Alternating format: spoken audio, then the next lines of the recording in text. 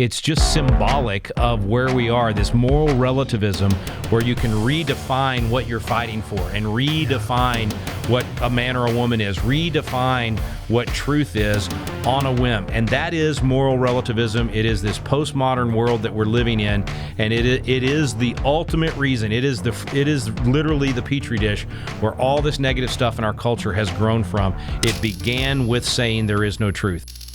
With a master's degree in multitasking and a half-finished honey-do list, and coming to you from a state of marital bliss in northeastern Oklahoma, I'm your host, Garrett Hampton, and you are listening to The Thinking Dad. I am so glad you've joined me today. I have such a great show lined up for you.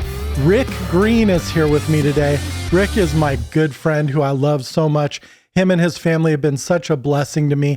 I first met Rick about 12, 13 years ago when he was speaking at the very first homeschooling conference that my wife and I attended, and I was blown away. And I wasn't just blown away by Rick, but Rick's son, who at the time was about 10 years old, spoke as well. And I thought, man, what a blessing that this young kid is so well prepared for life that he can go in front of hundreds of people and speak so clearly on such an important topic. He was talking about the Constitution, and it just blew me away. Now he's grown, and he and his siblings serve alongside Rick at Patriot Academy, doing really important work. I'm excited to get into this conversation, but before we get started, I want to tell you about our sponsor, CTC Math. Thinking dads raise thinking kids. And one of the most important things you can do as a father is to make sure your kids are getting a great education to prepare them for life. Whether or not you homeschool, I know most of you men aren't doing the bulk of the teaching around your homes, but I hope you're still deeply invested in the education of your children. So I have an assignment for you.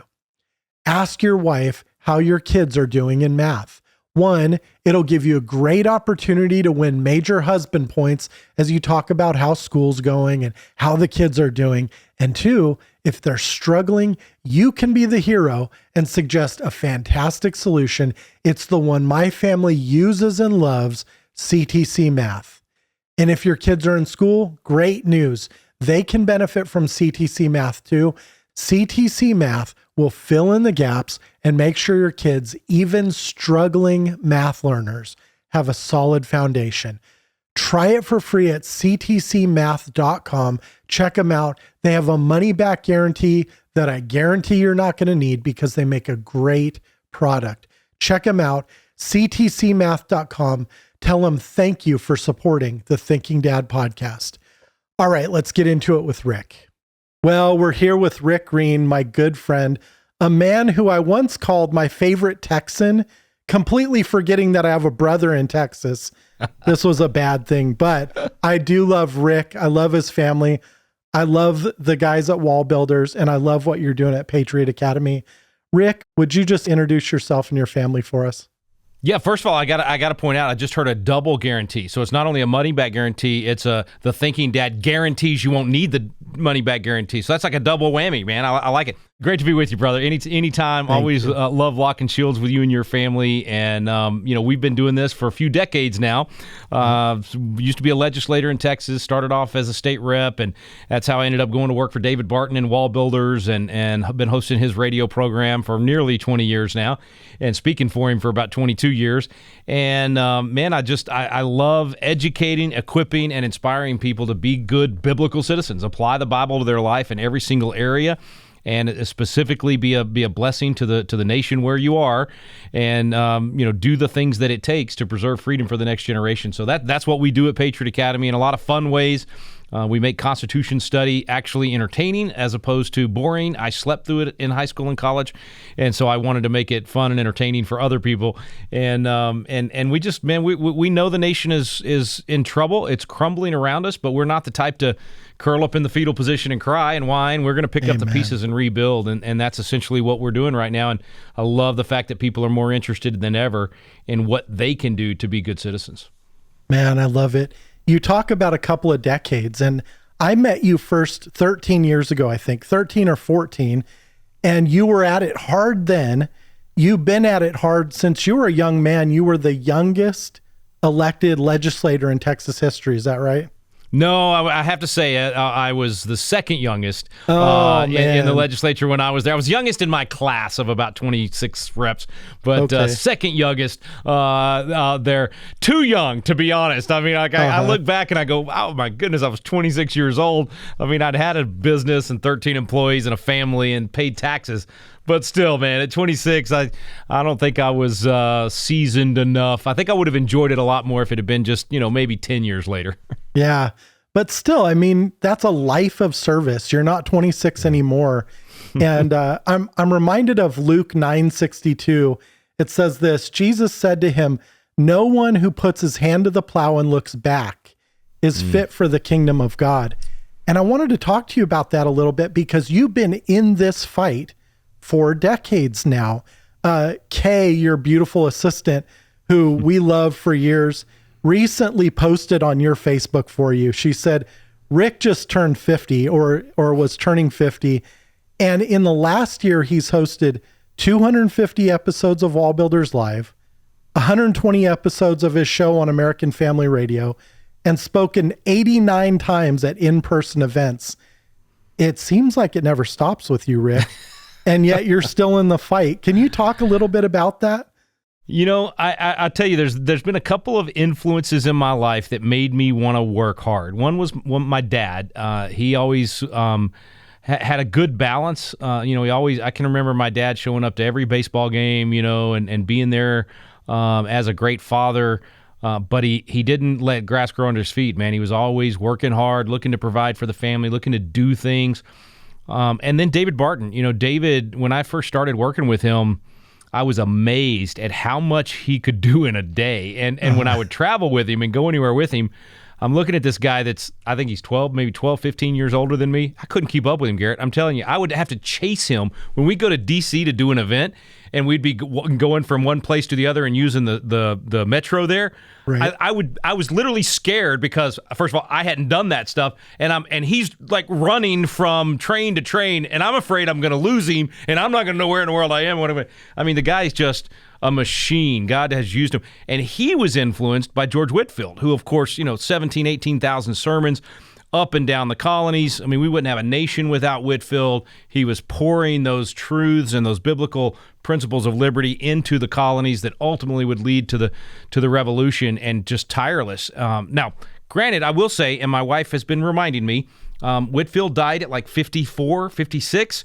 So she's been saying, let's not do that part, right? Let's and of course David's in his 60s now and still going strong, and so I'm trying to continue to model David. But what I learned from David was that it's a duty thing. It's not he would always use that parable where Jesus talks about the master comes in.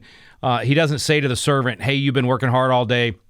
Go ahead and sit down, I'll serve you." No, the servant served the master, and that's how we're supposed to do for the master. We're supposed to work hard, use every bit of the talent that he's given us. And that doesn't mean, I don't think that means work ourselves to death. We got to be smart about how we do this, but it means not being lazy. So I do have to make myself take breaks. I really struggle with the Sabbath. I mean, I know it's a command. I know he gave it to us. It's for us, not for him. And he wants us to be healthy. And so he gives us that day to rest. And I have to make myself do that. And I know how much more productive I am when I do it his way. But I got to tell you, man, Barton has been such a good influence on that, and just showing me how to balance those things and how to just constantly do your duty. And I didn't realize until we did our Constitutional Live class, I guess 10 years ago, how many quotes of the founders use that word duty. And they even talked about, I think it was Benjamin Rush said, to spend and be spent. And others talked about, just always giving of yourself for your fellow man, for the cause of Christ. And so I've just tried to continue to do that. And also, while saying, I got to say, I don't want anybody to hear that and think that means that we think that it all depends on us. We can't, it can't be this, I have to do this to save the country. It has to be, God's given me an open door. He's given me a blessing, whatever it is, your business, your ministry, whatever God's laid before you. And Colossians 3:23 says to do everything we can, as the best that we can, as unto God, not unto man. And so that means we're going to constantly do it the best that we can, but it's for him. It's not for what's going to happen here on earth or for our fellow man. It's all ultimately for him. So anyway, that's kind of the philosophy that I've tried to attack it with. But believe me, my wife and the rest of my family thinks the balance needs to get a little better, and I need to rest a little bit more. And maybe it's just because I'm getting older. I don't know. But we're always trying to figure out that nobody's got it down with a perfect formula. Even David Barton would tell you that. Yeah. It's one of the areas where I think that it's so clearly demonstrated that we live in a broken world, in a sin-cursed world, because even when we're trying to serve faithfully and do our duty, we can see that it's so easy to fall into patterns where that's hurting our family, right? That's right. So this is actually kind of why I wanted to talk to you about this, is because I know that one of the legacies you've established with Patriot Academy, and even, as that was growing up, is that you've worked with your family and you've served with your family. And now all of your kids are involved. Your wife plays a huge part. She's, a huge hand in seeing the campus grown up. So tell me about that. How did you, first of all, establish that pattern early on, and how has that worked out over time? Well, that's good, man. We, first of all, for my wife and me, we've always been, truly partners. I mean, truly business partners, everything, spiritual partners. Like, we never could figure out why most couples like to go in two different directions. Like, I'm not trying to put a guilt trip on anybody. I'm just telling you from our perspective, it was like we didn't want to be apart for 8 or 9 hours a day or 10 hours a day or be taking trips without each other. We wanted to be together and work together. And we actually started working together even before we got married. And so for us, that was an easy fit. So when we traveled the country speaking for wall builders in a bus with the family, it was great. We loved it. When we started Patriot Academy and we built it together, from the beginning. I mean, everything for us has been a true partnership, and God's blessed us with different strengths and weaknesses. Like my wife does not want to be on stage, but she's back behind the scenes with the details, making everything run on time, and literally the brains of the operation. I'm just the dancing chicken that gets up there and does the show. But so it started with us. I mean, that had to work well for us, and the kids had to see us working together well. And then with the kids, the one thing that we always try to do was give them opportunities to be a part of what we were doing, cast the vision so that they could see it, but never make them feel like there was pressure for them to do it. And if they didn't do it, they weren't glorifying God, or that they weren't honoring the family or anything. I was always very worried about that, right? Just very conscientious about, I don't want them to think they have to do this to be a green, right? That they have to do this for my approval or any of that kind of stuff. So we tried, and I'm not saying we did it right. Believe me, we've messed up as much as we've done right. But we tried really hard to make it where, hey, you've got the opportunity. God's given our family the opportunity to do all these different things that we get to do. So the door's wide open for you. But if God calls you to go do something totally different, absolutely, God bless you. We're gonna support you in that. And God's just been so gracious, and they've all found a place that they enjoy with the ministry. We had 3 of the 4 that went off to work for another ministry for a while. They did a 1-year gap year program with that ministry, and then 2 of those 3 stayed after for a year and worked for that church, and it was great for them. They got to enhance their skills. They got to learn how to work in a different environment that wasn't mom and dad as the bosses, and so that was very healthy for them. They got to see they got to begin to recognize things we don't do well and things that we do well, which brought back more for the team, right, to get better, and they were able to. So anyway, it's worked out wonderfully for us. But if anybody out there is thinking about how do I want my kids to work with me or be a part of the ministry, just be really careful and conscientious about holding it out there with an open hand for them, but just constantly reminding them, hey, if this is not what God's called you to, we want you to be where God wants you, and whether that's with us or that's with somebody else or some other industry for a while, maybe you come back and do this, maybe you never do this. That's just real important, and I think that helped them to have that peace to say, I can go, chase some other dream for, maybe for my whole life, but maybe for a season and come back. And I think if we hadn't done that, man, you see it in ministry all the time, right? You see it with churches, with pastors that are wanting their kids to come back, follow them in the ministry, or in business, people want them to follow them in the business, but they almost strangle it, right? By trying so hard to make it happen that it kills it. Yeah, so much that PKs, preachers' kids, are just a running joke, right? Right. And it's unfortunate. I want to talk to you about one other element of that.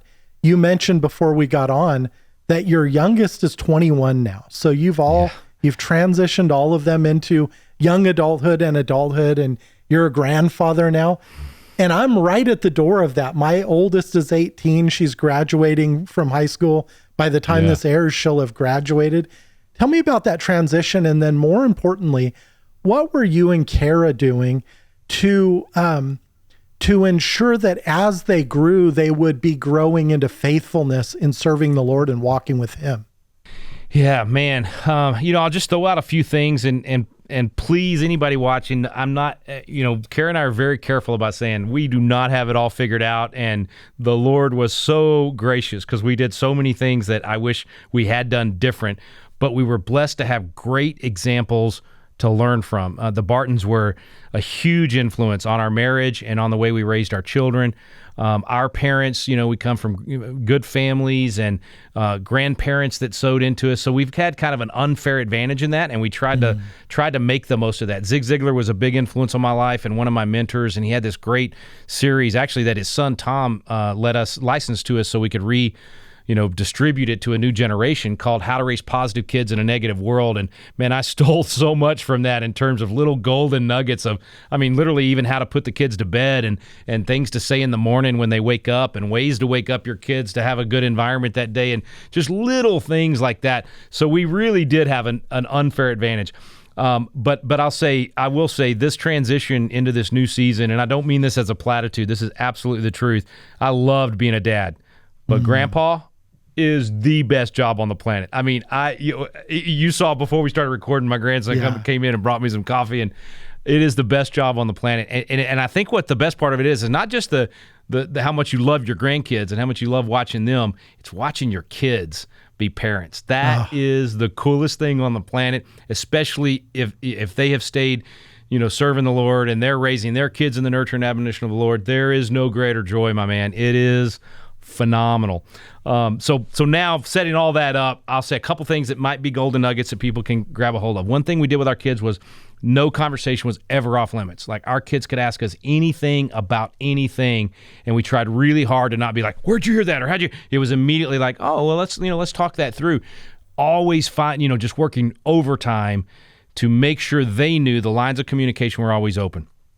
Always being quick to apologize to our kids when we screwed up, which, like I said, I did a lot. And so, if I ever lost my temper or I had a pastor at the time when my kids were young that taught me that. He was like, don't think your kids are too young to understand forgiveness and forgiving you if you do something that is out of line. And so that was I think really helped with the relationship building with them. Mm-hmm. And then as they got older and could handle even tougher topics, especially with my boys, having the time around the fire, the deep discussions, admitting my faults, being able to talk about, mistakes I had made and wanting them to not, and there's a time for that. Like, I don't want anybody to hear this and say, "Oh, I'm going to go tell my 6-year-old about every stupid thing I did in my life." That's not what I'm saying. There's a time, have discernment. But that was really important for us. And then just trying really hard to, through those conversations and through the not overreacting whenever, if they messed up and they brought something to you or whatever, to keep that relationship open. Genuinely investing for a couple of decades in each of them, praying to God that when they decided they possibly met the right person, that our opinion would matter, right? That they would want our input and confirmation from not only us but their siblings. This is a good fit. This makes sense. This is the Lord's in this. Instead of just, I feel the hair standing up and I feel the emotions and I want to go marry this person, that they actually had confirmation within the family. And so far, 2 for 4, man. Got 2 amazing daughter-in-laws, and thrilled with the decisions that our oldest 2 have made, and our youngest 2 are not in a relationship. But when that happens, I know from the conversations we've already had, they will come to us and they'll want to know genuinely what we think. I think, Garrett, that is one of the best measurements of, despite all the mistakes we make in those 2 decades, that on balance, the relationship was strong enough that they would want that biggest decision they're going to make other than serving the Lord. They would want us to be involved in that. So that's way more than you wanted. I know I wasn't here to write a book on parenthood, and I always said I wouldn't answer any of those questions until my kids were grown, so I could see how the it turned out. Perfect. Right? Yeah. Oh, that's so good. Well, I thank you. I'll tell you, Rick, I'm at that stage right now where it's just over the line, just over the horizon. I can almost taste it, and I can't wait. I love that we're entering that season with our girls, and I just can't wait. So thank you. I love it, man. I want to ask you, this show is not a homeschool show, unlike Schoolhouse Rocked, which you've been on a few times and always knock it out of the park. But I know that you were homeschooled in a time where that wasn't the thing, and then you chose to homeschool your kids. How much do you think that time at home and that education at home played into where they are now? And how do you think they were established for their futures that way? Brother, it's impossible to overstate how important it was. I like you said, I did homeschool, private school, and public school. So I as a kid, I went through all three. And so having that experience of all three, I think really weighed into our decisions and kind of how we did things. And there is no doubt that being able to homeschool and have that extra time with them, being able to know when things weren't going well for them and be able to take the time to breathe into that and to spend time with that extra time with each of them and focus on their learning style, their abilities, their callings, their giftings, all of those things was monumental. And I know everybody can't do it. I get it. And I'm not, again, not to put a guilt trip on anybody that just absolutely cannot do it. But if you can find a way to do it, do it. It's 20 years that you will be thankful for 40 or 60 years afterwards. And that if you don't do it, I hope you're not regretting not doing it. And you only get that one chance, right? It's over when it's over. And it's just priceless. And I remember my wife saying when our oldest Trey was 5 or 6 or whatever, when he was expected to go off to the local school, she said, I just can't imagine handing him over to somebody else for most of his time and most of his week. I just can't do it. Right. And so we kind of stumbled, even though I had, like you said, it was when, I remember hiding under the bed when somebody knocked on the door. You didn't answer the front door because it wasn't even technically legal in some of the times when we were homeschooling. And yet for our kids, it was more so than me wanting to do it. My wife wanted to have that extra time with them and be able to sow into them. And she was amazing at it. Now some people would look at from the outside at our homeschooling and say they're terrible homeschoolers because we're not good with schedules, we're very non-traditional, but our kids got to see most of the battlefields and baseball parks and presidential museums and got to have fun learning. And she was just great at setting the tone for the house every morning and finding a way to respond to them however they woke up that day in a way that would move things in a positive direction. So she was just a master at it. Yeah. I want to dig into that a little bit because we're in a similar situation. We're very eclectic homeschoolers. We said we would never do it. Yvette and I both are not really educators at heart, and we both hated school. And yet we're now 13 years down the road, and really truly we're 18 years down the road because you start from the start, right? That's right. You're homeschooling from the time you have kids, and then at a certain point you just either keep them or you give them away. But we're 18 years into it with Brooklyn, and we see so much fruit, and we see so much fruit in Lacey. And we were not educators. We were not enthusiastic homeschoolers. So I want to ask you this, because we understand practically not everybody can do it. But I think in a lot of cases that many people could do it, but they just think there's no way. Yep. So did Kara feel super ready to homeschool? Was she like, I can totally do this? And could you predict the outcome at the time?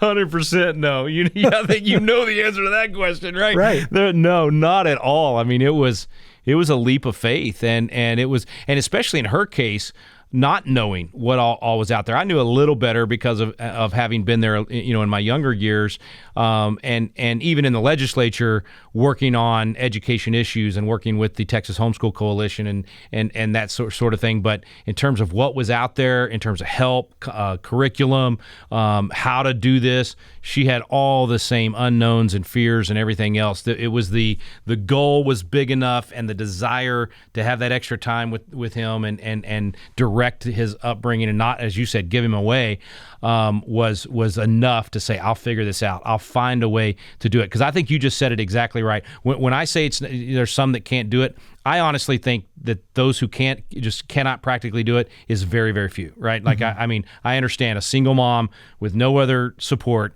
that has to work during the day. I get it. That's an almost impossible situation. Now, you can find a co-op and you can find potentially a homeschool resource center or something like that might be able to help you with that, or another family that you could do it with, but it's much, much, much harder. So I understand there are those situations.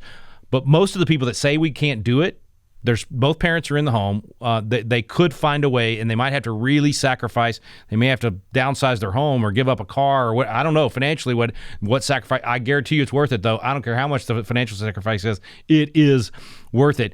But they have to get over what you just described, that hump. It's really a paradigm shift, right? Because we've been raised to believe you hand your kids over to the experts, supposedly, the schools, and so we don't think we can compete with all these people with all these degrees, and they've got all the different programs and the fancy buildings, and we're comparing our little school, living room and whatever we're going to do in our living room to that, and thinking we can't do it. Now, you and I know in reality, the living room and all the things you get to do in homeschooling actually produces a far better human being, and a better educated person, more opportunities, more all of those things. We know that because we've done it. But if you're from the outside and you're looking at those two, you're going, oh my goodness, there's no way. I'm going to leave it to the experts.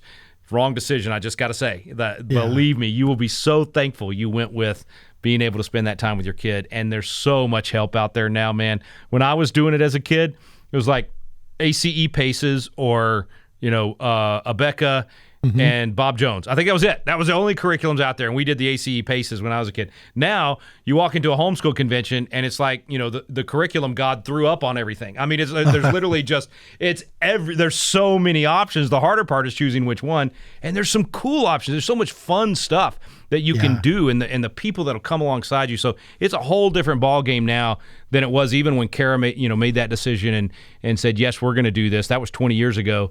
I mean, right now, I think there's very few people that could not do it. Yeah. We've spent years now, literally, I think we're in our 7th year, where day to day we talk to homeschool people. We made a movie about it. We've done, all sorts of things with homeschool people. And yet everybody we talk to feels the same terror. It's uncanny. There's very few people who just say, oh yeah, totally, we can do this. And yet it's so important. The time is just irreplaceable, and it's so much time.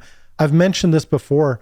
It's on average across the country, kids who are educated K through 12 in the schools, the average time they're away from their family is between 12.5 and 16,000 hours. You just can't get that back. And unfortunately, there are real consequences. So we're going to go into some of the consequences after the break. But as we go into the break, I want to talk about the last area of family with you, which is the defense of your family, because you've spent years doing a course that I think is amazing, the Constitutional Defense course, where you don't just teach the Constitution, which is what you're known for, but you're teaching men and women to defend their families through concealed carry and combat arms, right? Tell me about that and why that's important to you. Yeah, I'll just be honest with you. I was the fool for 40 years of my life. And the fool I'm talking about is the one in Proverbs 27:12. It says, that a wise person foresees danger and takes precaution. A simpleton or a fool walks blindly on and suffers the consequences, despite the fact that I was the God and guns guy in the legislature. So I was literally passing legislation to protect your right to keep and bear arms, but I wasn't keeping and bearing arms. In other words, I wasn't prepared to defend my family. And it was really because subconsciously I knew I wasn't trained. I mean, I grew up on the ranch, been around guns, but no training whatsoever. And so thankfully some friends of ours talked me into taking Trey when he was 16, my oldest, to go to this course. And in my mind, I'm thinking it's for him, right? I get there and I realize, wow, I didn't know what I didn't know. And so after 4 days, I was, totally confident, competent, comfortable with my firearm. It totally changed my mindset. And it made me realize that, we sometimes lean on thinking the police will take care of it, or someone else will take care of it, or God will take care of it. And we're expected to be the ones. We are his hands and feet, and we're expected to be prepared to defend our families. And there's so many scriptures. In fact, I've got a book coming out called The Biblical Right of Armed Self-Defense that I'm writing with the guy that runs all of this for us, Aaron Marshall. And it's just a phenomenal paradigm shift for a lot of people of faith. Think, turn the other cheek, whatever happens, I'm just supposed to not respond. And that is not biblical at all. And it's not protecting the innocent, nor is it protecting yourself. And it's encouraging evil and encouraging violence. And we've got a violent situation in the world right now. I mean, especially with the open borders, we already had, before all of that happened, we had 4 million violent crimes a year happening in America. And I don't say any of this to scare people. I don't think we should be paranoid. I just think we should be prepared. And so that's why we do the training now. So after I went through the class, I was like, hey, everybody, you got to come with me. Let's do this class. And then I added the Constitution training to it, and it became something really unique. And I think we're up to 6,000 people now that we've put through the course. So it's really good intellectual knowledge. I call it intellectual ammunition, and then really good physical training. And I'm telling you, man, women especially, it is the great equalizer. 55% of our students are women. It's the best way for them to be able to protect themselves. And for men, I think it's a duty to be able to defend your family, defend your home. And so the people that come through our classes, most of them have never touched a gun or had any kind of training whatsoever. And by the end of that 4 days, just like for me, you're competent, confident. And a lot of them have trauma, man. I've had people where their grandkids were murdered in front of them. I had a wife last summer who her husband was murdered right in front of her. So that's tough. You got to get over that day of trauma first. And they're literally in tears, and by the fourth day, they're in tears with joy, going, hugging everybody, going, thank you for helping me to get over that and now be prepared to make sure it doesn't happen again. So I love that training, man. It's not our main thing that we do, but I love seeing the result when families go through that. And it is a family thing. 11 years old and up can go through our training. And I've had some great times with my kids when they were younger doing that. And it's good father-son, father-daughter time, but it's just great for the whole family. Yeah, that's so awesome. I can't wait to do it. Yvette and I were signed up to go when it was still in Nevada. And then unfortunately that class shut down. But this led to a great improvement in the system, at least, in that now you guys get to do it on your own property, right? That's right. Oh, man, I can't. You're going to get me all giddy here. I am so thankful for what God's provided for us. We have a wonderful 178-acre campus in Fredericksburg, Texas, and we're doing these classes every week already. We've only had the property about a year and 2 months, but we built the ranges, and they're the nicest ranges in Texas, the classroom, everything. And right now we're building, I don't even know if I've told you about this, Garrett. We're building a house chamber. So we're going to have our own house chamber and committee room so we can do our leadership congress, our legislative simulation, and the gun class, and the Constitution training, all of it on site in Fredericksburg. And we'll have tiny homes by July that people can stay in when they come stay on campus. So I call it the Patriot Experience. It's gonna be incredible, man. I cannot wait for y'all to come. And actually, I'm glad you didn't even go when we were doing that a few years ago in Nevada. You're gonna like this even better, I can promise. I can't wait. Well, we're gonna get more into the Patriot Experience after the break. But first, man, I want to ask a favor of you. As you know, this is a new show, and we are trying to reach millions of men with this message of hope and encouragement and the resources we offer. But we need your help to do it. So we want to ask that you would share the show. If you know another dad, another man who could use this encouragement, I want you right now to just share the show with them. If you're watching the show on YouTube or another video platform, make sure you like the video, subscribe to the channel, leave a comment. That's a huge help for the algorithms, but get involved and help us get the word out. We really do want to see this encourage millions of men, and we can do it, but we need your help. Also, if you're listening to the podcast, I'd like to ask you to just take a minute to rate and review the show. That's also helpful for letting people know why you're encouraged by The Thinking Dad, why they should be listening. And then do me a favor, drop by ctcmath.com and tell them thank you for supporting the show. They came in before this season ever launched with huge support because they believe in what we're doing here. They want to see you guys thrive. And so I want to ask you to just say thank you to them. It's totally worth it. All right, let's get back into it with Rick. All right, Rick, we're going to shift gears. We've talked about wait. Before you shift gears, brother, I got to say to your viewers, to the guys out there, what he just described is such an easy thing to do, and it makes you a force multiplier. So share this program, do the liking and commenting, all of those things. By doing that, you're not just making Garrett's program bigger, you're equipping more men out there in our country to step up and lead and to lead their families well. So please, those are such easy. In 60 seconds, you could do everything that Garrett just asked you to do, and that makes you a force multiplier. So join us in doing that. All right, sorry, man. I know you didn't need another spot, but I just couldn't help it as you were saying it. I was thinking. Helpful. And you mentioned the term force multiplier, and I've heard you talk about this dozens of times as I've heard you speak. I don't know if I've heard you dozens of times speak, but I've heard you speak several times, and you use that term. So explain what a force multiplier is, and then I want to get into how we need to be using this to move the needle in our nation. You know, I think so many of our people, and when I say our people, I'm talking people that actually believe in right and wrong, that believe in the Bible, that want to live in a free nation, that, some of those basic things. I don't even mean Republican or Democrat, liberal or conservative. I mean people that just, they still believe in freedom of speech and due process and all those basic ideas that made America the Superman motto, truth, justice, and the American way. If that's you, you're our people. But I think so many of our people don't do anything because they feel like they don't have the power to make a difference. They think, I've got to be president or a congressman or got to have a show like Garrett or like Rick, and otherwise I can't make a difference. And so this force multiplier is the ability to take your one voice or your one vote. Let's just take an election. You have one vote when, hopefully you're only voting once, but you have one vote when you go into that booth.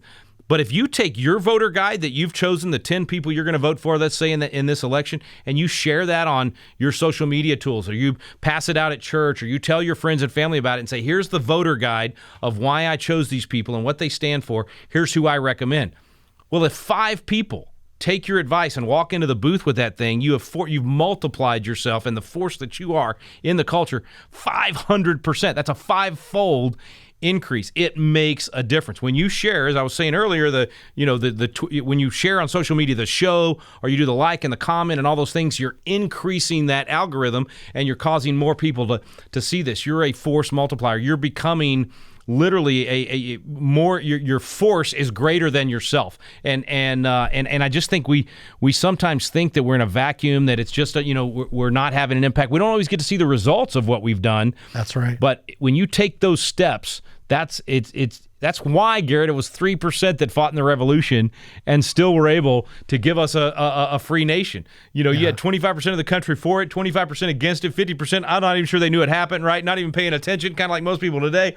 It's a small percentage that makes a difference and pushes the whole country that way. But the reason is because they're doing the things that multiply their ability in having an influence on the culture. So it's too easy to not do. I mean, honestly, if you don't realize the trouble that we're in as a nation, and you don't realize that we need you, that our nation needs you, that your kids and your grandkids need you, you've been living under a rock. I bet everybody watching this show, in your gut, things are not right. And we need to make a difference. And you probably also in your gut feel like, I wish I had a larger voice. I wish I had more people listening to me. I'm telling you, God's given you a voice. He's given you a platform, no matter who you are and where you are. He's given you a realm of influence, even if it's just 5 people in your home or your neighborhood. It might be 50 people at your church. Use the tools you have. Thomas Jefferson and Paul Revere and all those guys, they didn't have Twitter. They didn't have Facebook. They had to ride on a horse, from one colony to the other to get word out whenever you're doing the committees of correspondence. They had we got it easy, man. We just a couple of, put a few words in, hit send, and you're a force multiplier. Literally. Or even just share. I mean, just share a tweet. Yeah. Just if you agree, right. you wouldn't believe how important those small steps are. And the Bible talks about not burying your talents. There are so many things in the Bible that talk about stewardship. God knows that most of us are not Donald Trump or, some gigantic cult of personality, that he knows what he's entrusted to us, and we're called to use it. I got to say, when we got into this ministry, we knew no one. We didn't even know what God was calling us to do.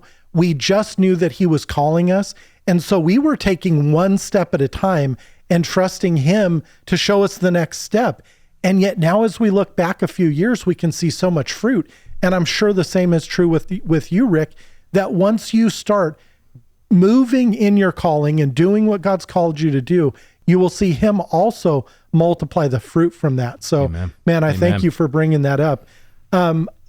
Just like force multiplier, I want to hit on another few key words, okay?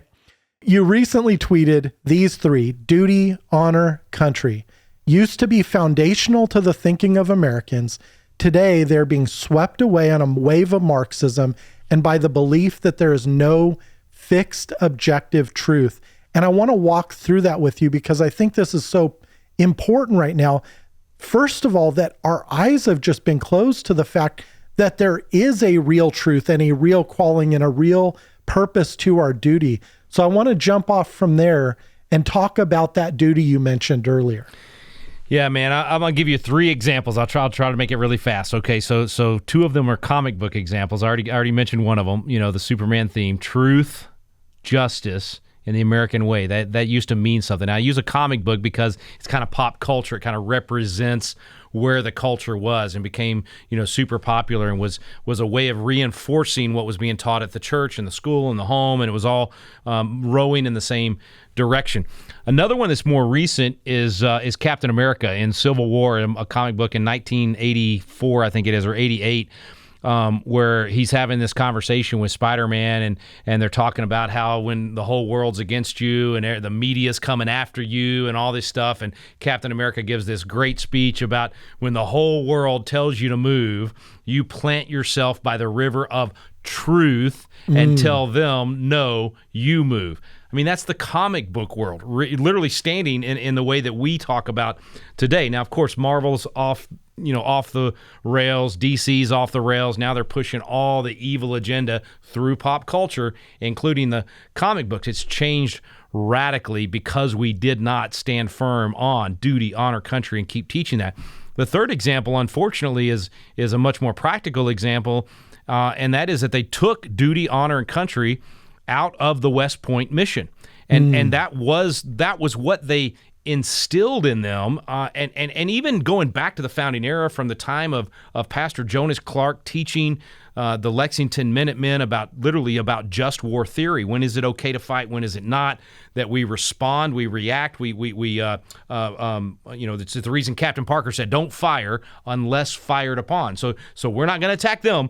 But if they attack, we have the natural right of self-defense to be able to respond to that. So that whole concept was taught, ingrained in our nation, but very importantly in our military and in our military officers that would be leading in those situations. And Douglas MacArthur had this famous speech where he went back to West Point. It was right at the end of his life. I think he died a couple of years later. And, his whole 15-minute speech, I played the whole thing on air the other day on my radio program because it's so good. And it literally is. It was all about duty, honor, country. It was the mindset of what it means that it means something to be an American, that what you're fighting for is truth and honorable, and that you don't back down, that duty. I mean, he just went through the whole thing. And I just think that move by West Point a few weeks ago to do that, it's just symbolic of where we are, this moral relativism where you can redefine what you're fighting for and redefine what a man or a woman is, redefine what truth is on a whim. And that is moral relativism. It is this postmodern world that we're living in, and it is the ultimate reason. It is literally the petri dish where all this negative stuff in our culture has grown from. It began with saying there is no truth. And of course, we know the serpent begins that with Eve. Did God really say, right? So it's already questioning, is there a truth? I always come back to the Declaration of Independence. We hold these truths to be self-evident. If you don't build the culture on truth, you don't get to life, liberty, and the pursuit of happiness.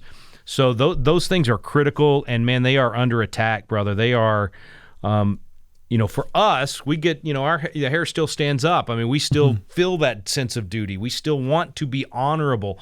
We have that patriotism that Benjamin Rush described as love of country, and just as important as any other love, and that it's really a spiritual duty as much as it is a physical duty. We still feel that, and I think most of the men watching this, even if they may not intellectually have studied that stuff and can articulate it, they feel it in their gut.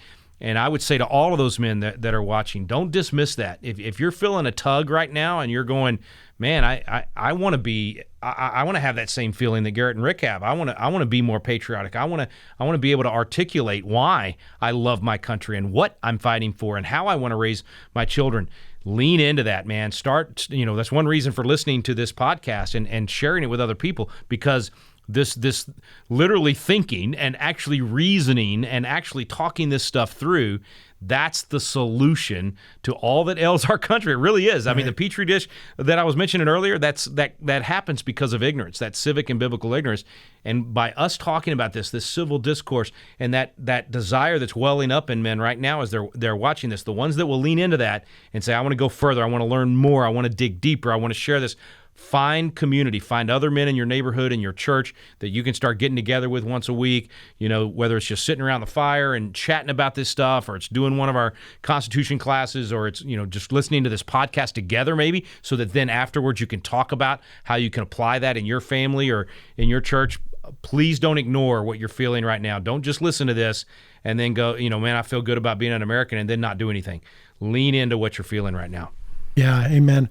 I want to take a hard left turn off of what you mentioned, because you talk about West Point and them removing those phrases from their motto. My brother's a West Point grad. His wife's a West Point grad. I'm an Air Force veteran. My little brother is a Air Force veteran. My dad is a Vietnam vet. My father-in-law is a Vietnam vet. My grandfathers were both World War II vets. Wow. We're a military family, and yet I look at what's going on in the military, and it seems the most common faces we see representing the military are men in dresses with their hair pulled back. And I want to skip over honor for a second and go to country and ask you, when I joined the military, I believed in the mission. And I think at this point now, I believed in something that wasn't quite true at the time. But now it's so clear that the mission of the military is not necessarily to defend the Constitution, which is what I swore to do, but even that it may not be to defend this country. And I want to ask you, is it worth defending this country? And can our country be defended? Can our country be reclaimed? Short answer, yes. But not easy. This is I think it's going to get worse. I think it's going to get ugly. You are so right, man. The military has been just turned upside down and turned into a social engineering program. The kids that have the same feeling today that you had when you joined are now questioning whether or not to join, and most of them are not joining, right? They don't want to be a part of this social experiment. I mean, who wants to join a military where, like you said, the examples, the commercials even, but certainly the ones you see on the news are guys dressed as women. I mean, it's an embarrassing. I mean, we're going to lose a war. There's no question about it. The way that our military has been, decimated in this way. And so most of the good people are getting out, and most of the good people are not going in, which means, unfortunately, it's a self-fulfilling prophecy, because then you have more and more of the evil and those that are using it for the very, very wrong reasons getting more and more control of it, which means, and I don't mean this I don't want to scare people, but I mean, I'm a historian, just the cycle of nations, the way of the world throughout history. This is used to bring about totalitarianism. You need a military that is willing to ignore the Constitution and willing to enforce upon people something that most people would have said, if they were reading Superman and Truth, Justice, and the American Way, was wrong, and they would say, I'm not going to obey that order. In other words, it's all by design, and it's part of what, unfortunately, it's the natural progression of a nation when it gets to be about 250 years old. So the question is, can we stop it? And I believe yes. I think we're in that very beginning part of the cycle for tough times. So we all have seen the memes, going around. Tough times create tough men make for good times make for soft men make for tough times. So we've had soft men, right? Because we've been fat and happy. We've been enjoying we're lazy because we enjoy so much freedom. We got all these blessings, and why would you go do the hard work? And so for a long time now, decades, we haven't had to do the hard work. We've been living on the fumes of previous generations paying the price and the ultimate sacrifice. So now we've gotten soft, and so that's causing us not to stand, not to do the things like what you're doing with this podcast, and so we've entered tough times. So can we stop the tough times, or at least shrink the amount of time we're in the tough times? And I think we're just entering them. All the things we're facing right now, they're bad, but it can get a whole lot worse. Right. If enough people wake up, if enough people realize this is not good for my children and my grandchildren, I do believe we can turn this. And I'll just give you numbers that I think are the magic numbers. I think we have to get to the point where 3% of the just like 3% fought in the revolution, 3% of the presidential voting population, about 5 million people, wake up and get engaged and become what we call biblical citizens. They're actually living out their faith. They're living out their constitutional duties. They're doing all the things we've been talking about. About 10,000 candidates. That sounds like a lot, but it's really not. About 10,000 candidates running at all the local, I'm talking water district, HOA, all the state legislature, all of it. And about 100,000 what we call Constitution coaches that are hosting this kind of thing, sort of leading their community, their church, and building that up. That's the tipping point. I think that's where we really see the opportunity to interrupt those tough times. That could take a generation. My dream is that we do it before the 250th birthday, which is 2 years. It's 95 days, 2 years, 95 days from today. When this airs, it'll be less than that. So it's not a lot of time. Right. But there is a huge awakening happening. And if we become force multipliers and we really lean into this thing, I think the hockey stick curve can happen. I think we can rapidly get a lot of people up to speed on how to be good citizens. It's absolutely worth defending. Now, practically, Garrett, I think you and I both know, and most of your audience knows, it's going to take not just winning at the local level, which is where we start and where most of us should be focused. It is going to take a president that is willing to just clean house. I mean, you got to wipe out all of these woke generals. You're going to have to fire half the Pentagon and quite literally remake that institution, restore it back to MacArthur-type speeches and mindsets. And that's going to be tough. It's going to be tough. And I'm not even sure it can be done in one 4-year term of a president. That's probably a decade of changes. Think about it. That's how long it took them, right? I mean, you had a lot of changes starting with Obama, but it took, even in his 8 years, someone who hated the military and was, never for the things that we're talking about. And then, of course, Biden's done irreparable damage. It'll take generations to overcome a lot of that. But if the institution can be remade once again back to those old principles, it'll take time, but you watch what's it take to make a good officer or a good soldier, a good Marine. I mean, it takes time, and and the institution right now is not turning out a lot of good. I mean, I hear it, man. I don't even want to share the stories of the people getting fired, kicked out, that come anywhere close to our mindset and our values. There's a purging. The jab was one thing. They did a lot of it with that because it was someone that was unwilling to just go along. But it's way beyond just the jab. So, man, I didn't mean to depress your viewers, but that's a big one, and it has to be fought. I mean, that's a battle that we can't – if you don't have a nation that's willing to defend itself, if you don't have enough young men and women willing to go in and sacrifice and serve and have that patriotism, we're definitely done in 10, 15 years. We will not last as a nation. Yeah, and I think it's important. It's not depressing to understand where we are if we know where we want to be. Men of Issachar, brother. Men of Issachar. Understand the times and know what to do. It would be depressing if we said, there's giants in the land and we can't win. That's what 10 of the 12 spies said, right? It's not depressing if we say, there's giants in the land and we have the formula. We know right here, brother, all the answers are in here. We just have to live it out. And that's literally, it's how do you treat your neighbor? Politics is nothing more than how do you treat your neighbor? And we know we want to treat our neighbor the way we want to be treated. That will restore blind justice, equal justice, actual biblical justice over this social justice that is causing us to persecute people and use the broken DOJ and broken FBI to literally. I mean, I testified a couple of weeks ago in the Praying Grandma's trial in D.C. She literally was praying at the Cap, fasted and prayed and went in and prayed over the Cap, and they want to put her in jail for a year. So our justice system is broken. I don't say that to depress people, but to say eyes wide open, understand the times, and know what to do. We have all the answers. We know the formula that produces a good society. We just have to be active enough to say no to evil. I'm not going to let it happen on my watch, not in my neighborhood, not in my family, not in my community. And I know how to implement the good stuff. You know me, I'm a country boy, brother. It's just garbage in, garbage out. Good stuff in, good stuff out. It really is that simple. Yeah, it strikes me that you mentioned that a lot of the change in the military happened under Obama. And I actually served under Bill Clinton. Oh, and we could see even it goes then, back to there. You're right. It goes way back. But it's one of the things that I think the right does not understand, and that's that we have to think generationally. That's right. I read a book. I finished it about a year ago that I started under your advice, The Naked Communist. Yeah. And one of the things you see in that book is that the communists have been working in a single direction for 150 years. They had a goal, they thought generationally, they weren't short-sighted, and they just continue to plod along. And I think one of the major failures of the right is a lot of times we'll take little wins and go, yay, we got it. And then that's it. And they don't keep plodding along. And so I want to talk about the solution with you. Okay. Yeah. A few more key words here. The closing words of the Declaration of Independence. This is something I've heard you talk about many times.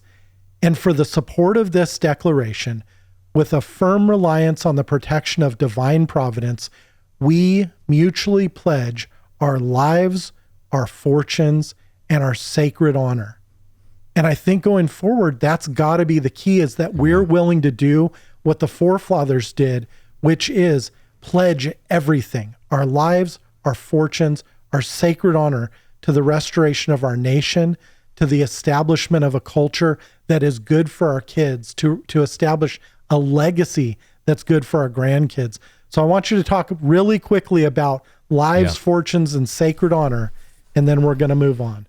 Okay, man, I'll tell you, I was at a dinner a couple of years ago. Rick Santorum was speaking, and everybody in the room were guys like you and me, either hosting a program or producing a program or running a ministry or whatever it was. And even though they were all very involved in the culture and trying to win things back, Rick looked out at the audience and said, whatever you're doing, it's not enough. And I kind of got hacked off, man. You read off earlier, what 700 media hits last year, almost 100 live events, doing all this stuff. And I'm like, what do you mean? Oh, I'm not, I was kind of offended. And then he had the nerve to look at us and say, nobody in here is sacrificing. I was like, what are you talking about? And then, of course, he put it in perspective, and he said, compared to what the Founding Fathers sacrificed to launch this thing, we got it easy, man. And we got to raise the bar and say, I'm willing to give more of my life, that's my time, more of my money, of course, that's our fortune, and more of my sacred honor, which is my reputation. I'm willing to put it all on the line. Every single one of us has to be willing to do that and has to be willing to give more. And it may be, if I said to somebody, if you knew your grandchild was going to grow up in total tyranny, not have the freedom to choose who they want to marry, not have the freedom to choose what they want to do with their life, not get to own any property, literally be told what they're going to eat, all of those things. If you knew your grandchild was going to grow up like that, and you could sacrifice 5 years of your life at just like 3 hours a week out of those 5 years of your life, would you invest 3 hours a week for 5 years to prevent your grandchild from living in tyranny? And of course, anybody's going to say yes. Well, folks, that is what's on the line here. That is literally the precipice that America is at. Last thing I'll say about it, it's we mutually pledge to each other our lives, fortunes, and sacred honor. That, when Jefferson said that, and I didn't notice that, man. I taught this. I used to talk about the signing of the Declaration. I'd tell the story and the whole Benjamin Rush and the story that he wrote with John Adams afterwards, reminding him of Elbridge Gerry and the joke about him being little and going to die fast, and the big guy's going to die slow. I used to tell all that stuff, and I never noticed that, to each other. So they're not pledging to the country. They're not pledging even to the principles that are in the document. They're saying we mutually pledge to each other. You got to have community. You got to have people that you can lock shields with. Garrett, I have days I'm down. I know most people think I'm this optimistic, always glass half full.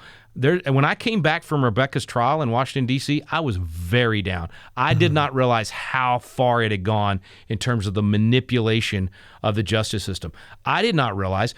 I've been working, all this time to revive a sense of duty and citizenship. I didn't realize we were going to have to revive even an understanding of what blind justice is. I thought everybody agreed that you want everybody to be treated the same under the law. We don't agree on that in this country anymore. There's a lot of people in this country that think it's perfectly fine to treat you different under the law than someone else that has a different color of skin or goes to a different church or different party or whatever.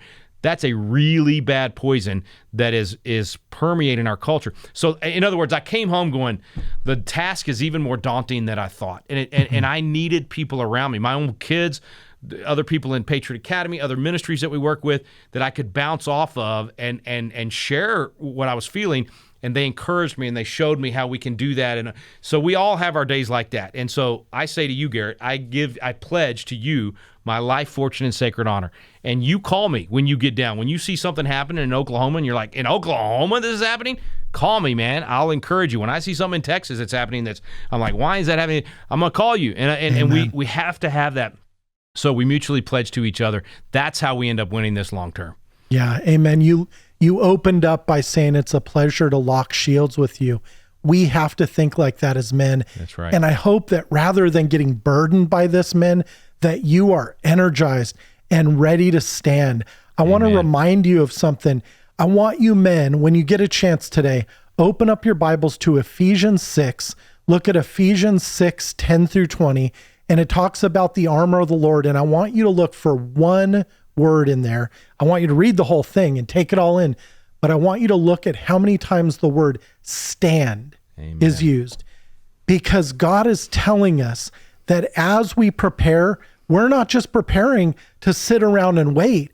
We're preparing to stand in battle. And it is critical that we pledge to each other to battle arm in arm and be ready to take those flaming arrows and be ready to defend against the sword and also go on the offense with the sword of the Spirit. So, well, Rick, thank you so much, man. I know you got to end, but can I just say one thing to that? Because you got me thinking about this, because standing is ultimately, at the end of the day, as he says, having done all to stand. And I'll just leave you with this. We think that what we're watching right now is the worst it's ever been. It's not. It was way worse in 1776. Way harder for those guys. They were up against way greater odds than we are. And a week before Christmas, 1776, Thomas Paine pens those words: "These are the times that try men's souls. A summer soldier and a sunshine patriot will in this present crisis shrink from service to his country, but he that stands it now deserves the love and thanks of man and woman. Tyranny like hell is not easily conquered, but we have this consolation that the harder the conflict, the greater the triumph." Man, I'm telling you, stand. It is absolutely essential. And God does not give us the choice.